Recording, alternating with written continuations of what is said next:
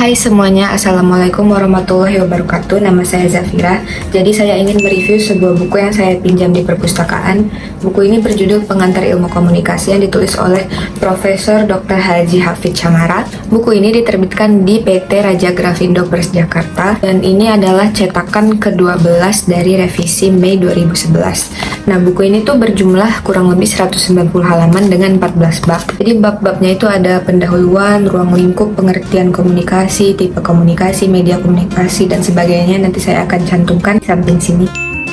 Dengan jumlah halaman yang terhitung sedikit, namun memiliki 14 bab, jadi menurut saya buku ini cukup ringkas ya. Jadi mungkin buku ini adalah buku yang cocok jika kalian ingin mencari buku pengantar ilmu komunikasi yang isinya tidak terlalu padat. Ya, buku ini sudah mencakup banyak materi yang kalian perlukan untuk mempelajari pengantar ilmu komunikasi. Di era modern ini, komunikasi memberikan kontribusi yang signifikan terhadap perubahan dunia. Nah, di buku ini dijelaskan alasan untuk mempelajari ilmu komunikasi, mulai dari proses terjadinya komunikasi, bentuk atau fungsi komunikasi, media komunikasi, fungsi komunikasi, hingga pengaruh komunikasi. Buku ini juga memuat landasan teoritis, pengertian, dan konsep komunikasi secara sederhana.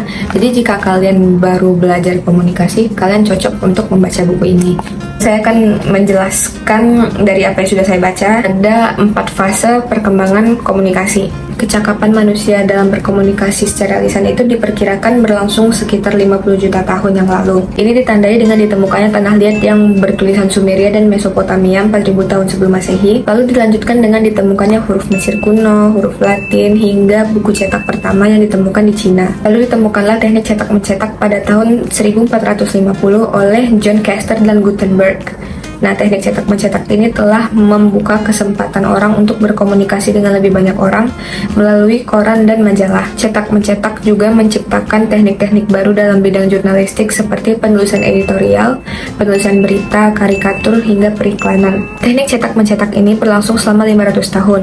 Setelah itu, manusia mulai berkomunikasi menggunakan getaran-getaran elektronik. Nah, ini adalah fase ketiga dari perkembangan komunikasi.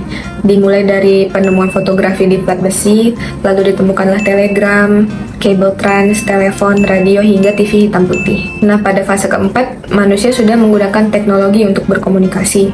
Ada TV berwarna, ada video magazine, terus ada telepon seluler, hingga internet.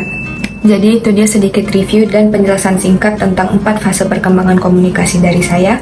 Wassalamualaikum warahmatullahi wabarakatuh. Terima kasih. Thanks for watching. Please subscribe.